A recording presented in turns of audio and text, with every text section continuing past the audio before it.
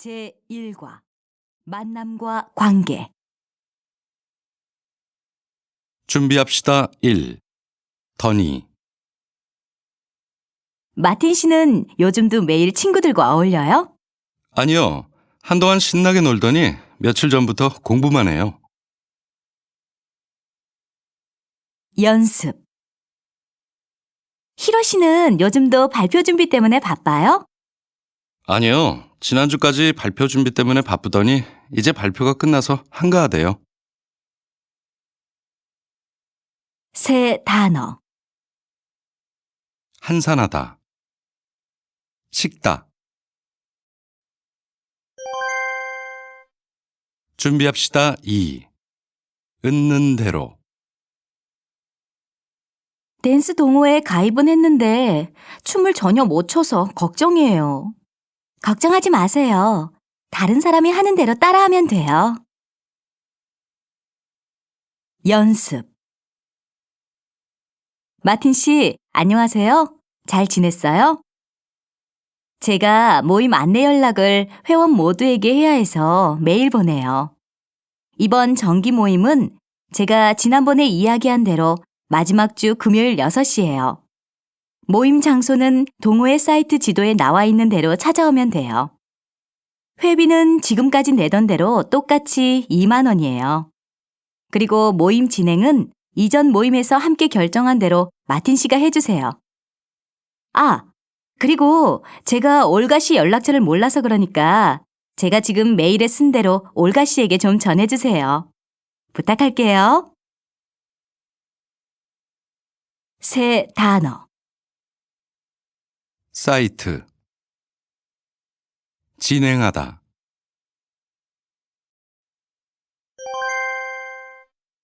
준비합시다. 3. 은는을 듯이. 정우 씨는 어디 갔어요? 몰라요. 아까 무슨 일이 생긴 듯이 급하게 나가던데요? 연습. 사라 씨가 잠을 자는 듯이 눈을 감고 소파에 누워 있어요. 새 단어. 차려입다. 말해봅시다. 새 학기를 시작하는 소감과 각오 말하기. 반가워요, 마틴 씨. 4급이 됐는데 기분이 어때요? 저는 이번이 한국에서 첫 학기라 정말 기대가 돼요. 저는 한국어 공부를 시작한 게 엊그제 같은데 벌써 4급이라니 실감이 안 나요. 그런데 마틴 씨는 한국어를 어디에서 공부했어요? 호주에서 2년쯤 공부했어요. 유키 씨는요? 저는 한국에서 1급부터 배웠으니까 이제 10개월 좀 안 됐어요. 그렇군요. 한국에서 공부하면 어떤 점이 좋아요? 한국에 있으면 확실히 한국어가 더 빨리 느는 것 같아요. 학교 밖에서도 한국어를 쓸 기회가 많으니까요. 그래서 유키 씨가 이렇게 한국어를 잘하는군요. 유키 씨는 이번 학기에도 문제 없겠어요. 아니에요. 처음에는 한국어가 쉬운 것 같더니 배우면 배울수록 더 어려워지는 것 같아요. 게다가 아직도 발음이 한국 사람처럼 자연스럽지 않아서 걱정이에요. 유키 씨가 그러면 저는 어떻겠어요? 저는 수업을 잘 따라갈 수 있을지 정말 걱정이 돼요. 그건 걱정하지 마세요.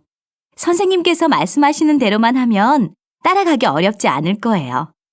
우리 같이 열심히 공부해요. 좋아요.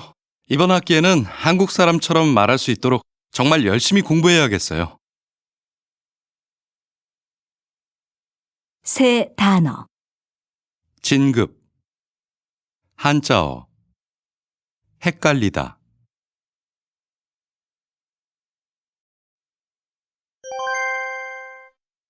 들어봅시다. 원만한 인간관계 유지 방법에 대한 강연 듣기. 다음 강연을 잘 듣고 물음에 답하세요. 여러분, 안녕하십니까?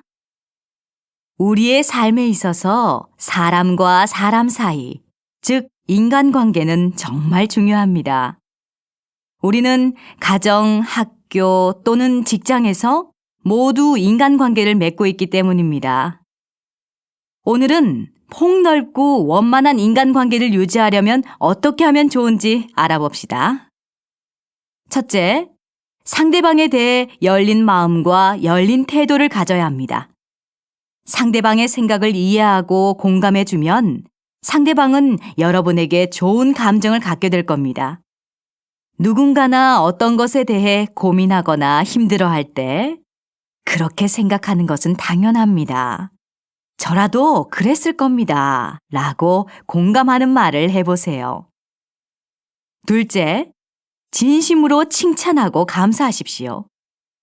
다른 사람이 여러분에게 친절을 베풀었을 때 진심으로 감사하고 다른 사람이 어떤 일을 성공적으로 마쳤을 때 진심으로 칭찬해 주십시오. 칭찬과 감사는 우리 삶에서 잊어서는 안 될 중요한 것입니다. 셋째, 자신의 잘못이나 실수에 대해서 솔직하게 인정하십시오.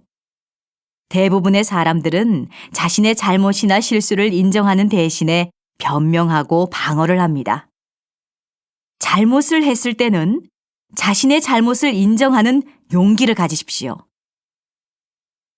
이것은 잘못이나 실수를 명확하게 해줄 뿐만 아니라 그에 따른 문제를 해결하는 데에도 도움이 됩니다. 마지막으로 다른 사람을 함부로 비난하거나 비판하지 마십시오. 여러분의 한마디가 다른 사람의 마음과 자존심에 상처를 주게 되고 심할 경우 그 사람에게 평생 지울 수 없는 상처로 남을 수도 있습니다. 여러분의 비난과 비판으로 인간관계가 끊어질 수 있다는 것을 잊지 마십시오. 여러분 어떻습니까? 오늘의 강연이 여러분에게 도움이 되었습니까?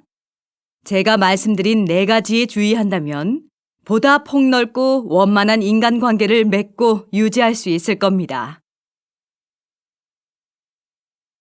새 단어. 비난하다, 책임을 묻다, 부당하다.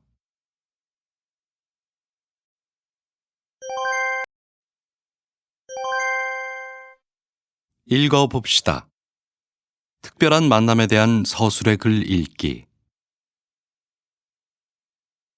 나를 변화시킨 소중한 만남. 우리는 인생을 살아가면서 수많은 사람들을 만난다.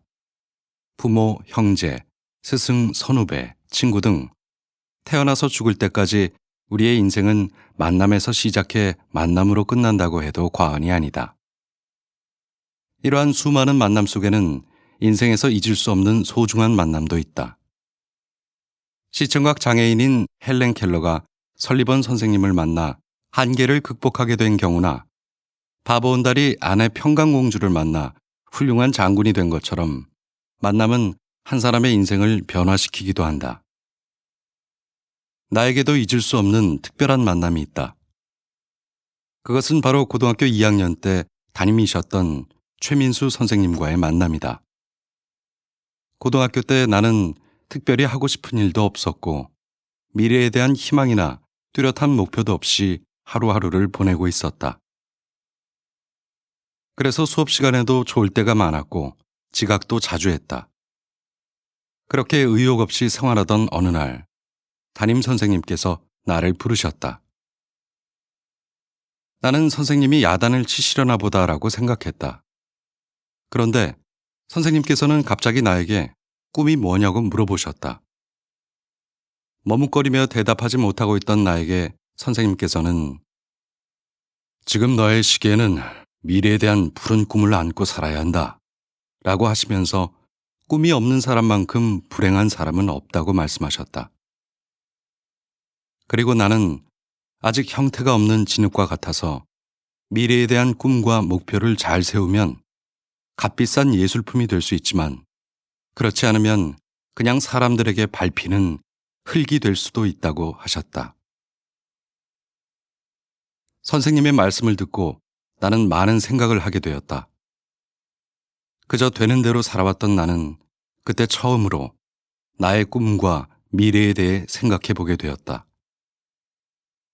그리고 과연 하고 싶은 일이 무엇인지 곰곰이 생각해 보았다. 그리고 그때 비행기만 보면 마냥 좋아서 어쩔 줄 몰라 했던 나의 모습이 떠오르면서 비행기 조종사에 대한 동경과 열망이 생겼다. 목표가 생긴 나의 일상은 그 후부터 달라졌다.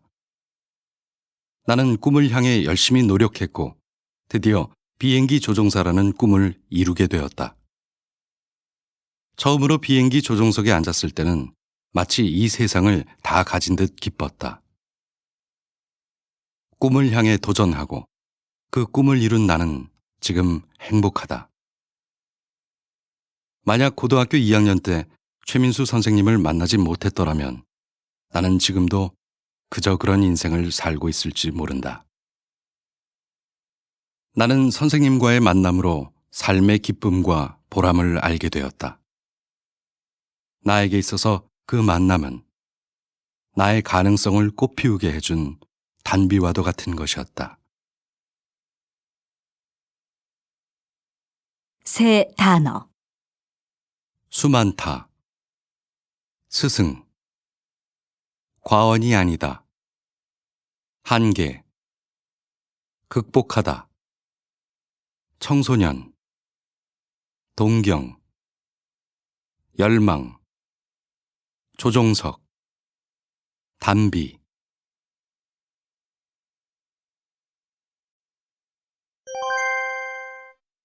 읽어봅시다. 특별한 만남에 대한 서술의 글 읽기. 관용 표현. 낯이 익다.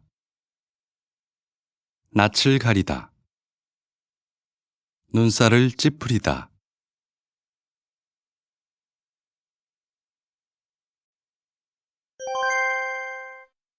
관용 표현.